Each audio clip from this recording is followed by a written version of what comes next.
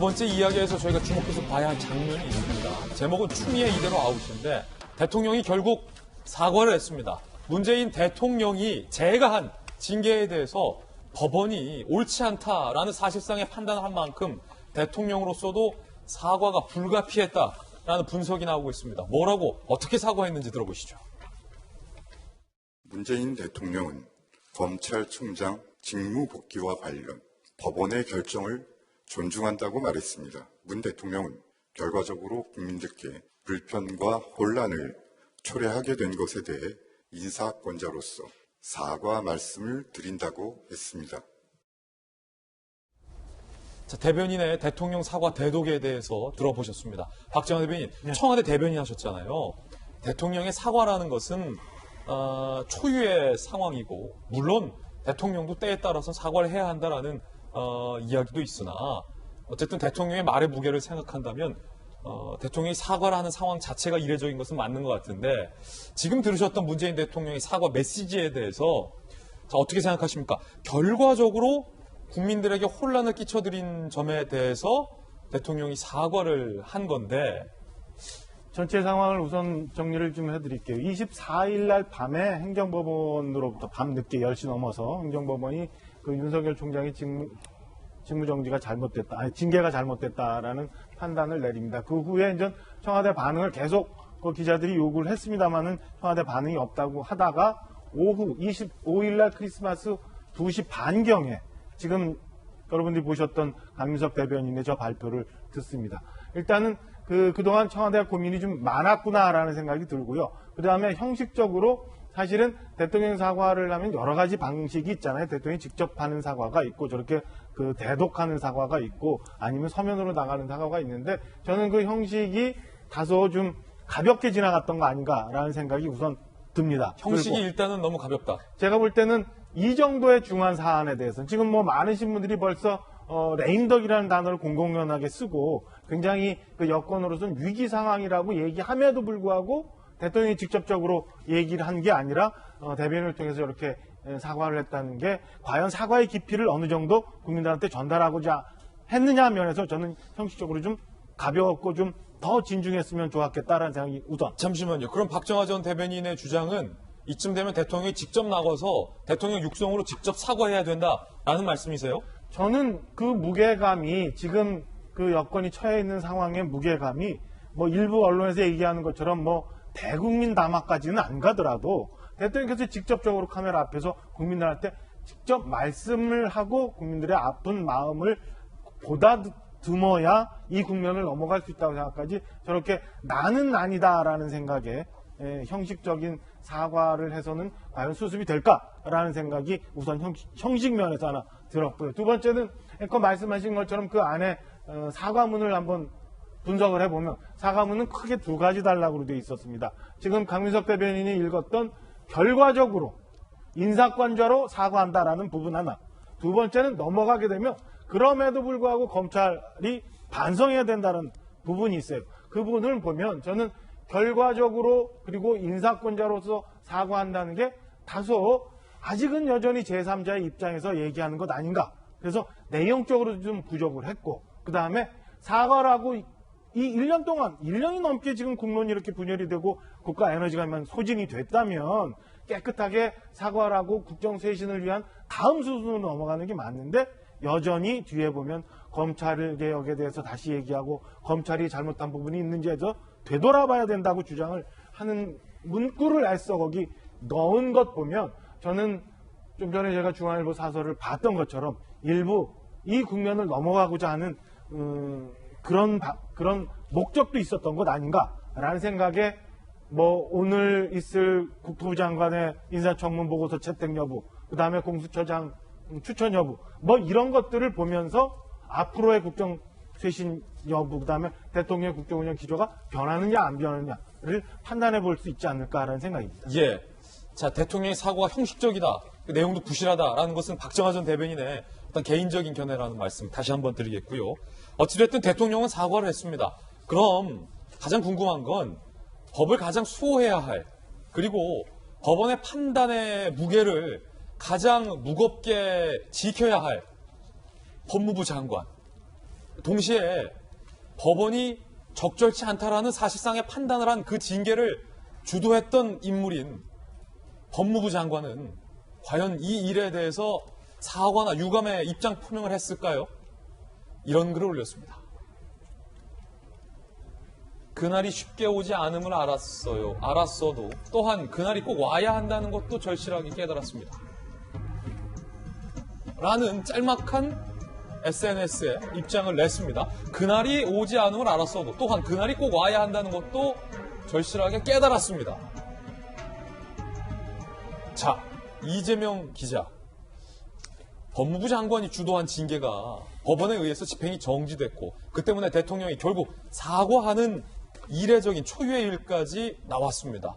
추 장관이 직무를 배제했던 검찰총장이 부당하게 직무를 배제당하고 법원에 따르면 다시 복귀하는 일도 발생을 했습니다. 그런데 추미애 장관이 올린 글은 굉장히 짤막했군요. 이게 사과입니까? 유감입니까? 어떤 뜻입니까? 저는 모르겠어요. 글쎄요, 추미애 장관 본인만이 알겠죠. 하지만 굉장히 감성적인 그런 건 틀림없죠. 그날이 쉽게 오지 않았음을 알고 있었다. 하지만 그날이 꼭 와야 함을 또 절실히 느꼈다. 이런 얘기인데, 글쎄요, 딱 처음 보면서 보는 생각은 사실 그날이 오면 이런 것 자체가 굉장히 80년대, 90년대 운동권들이 즐겨 불렀던 민주가의 제목이기도 하죠. 그날이 오면이. 전태일 열사의 추모곡이기도 했었고요. 그러니까 그만큼 어떻게 보면 굉장히 감성적으로 본인의 지지층들을 향해서 메시지를 남겼다. 이렇게 보는 게 맞겠죠. 조금 전에 윤태곤 실장께서 중요한 말씀하셨는데 여권 전체의 이익과 여권에 있는 정치인들 개개인의 이익이 다른 부분이 있는 거죠. 사실 지금 여권 전체적으로 어떻게 보면 추미애 장관이 제대로 절차 정당성과 그다음에 어떤 공정성을 확보하지 못한 상태에서 무리하게 징계를 추진하다가 법원으로부터 2차례나 어떻게 보면 비토를 당한 거죠. 그런 점에서 지금 대통령이 사과를 했고 어떻게 보면 윤 총장이 더욱 정치적 무게감을 키우는 그런 역효과가 났죠. 그런 점에서 어떤 총체적 책임이 추미애 장관에게 있다 이렇게 볼 수 있고 그렇기 때문에 지금 많은 언론이 또 추미애 장관이 사의 표명도 했지만 조기에 사표 수주가 이루어지지 않겠느냐 이렇게 전망도 하는 건데 그런 상태에서 본인이 이미 감성적인 글을 올렸다. 어떻게 보면 여권 전체 이익보다는 마지막까지 개인의 이익을 좀 추구하고 있는 게 아닌가 이렇게 비판할 수 있는 대목이 있는 거고 전 솔직한 얘기로 저 글을 딱 처음 보면서 어떤 느낌이 들었냐면 예. 지난번에 이용근 차관이 이런 얘기를 했습니다. 윤 총장이 헌재의 검사 징계법의 헌법성을 내자 본인이 어떤 이제 논평을 하냐면 보통 실체에 자신 없는 사람이 이런 식으로 대응을 한다, 반응을 한다 이렇게 본인이 얘기했는데 저는 지금 추미애 장관이 뭔가 실체적 진실을 밝히기 위해 노력하는 것도 아니고 굉장히 그렇게 감성적으로 나오는 자체가 저는 실체 자신이 없다 이런 느낌이 들었고 또 하나 좀 꼭 말씀드리고 싶은 게 윤석열 총장이 복귀하고 나서 처음 메시지는 이런 거였습니다. 코로나19에 대비해서 어떤 교정당국의 문제에 대해서 검찰이 잘 대응해야 된다. 또 하나가 1월 1일부터 이루어지는 검경 수사권 조정에 대해서 잘 대응해야 된다. 어떻게 보면 지금 가장 중요한 사안들에 대해서 얘기를 하는 거죠.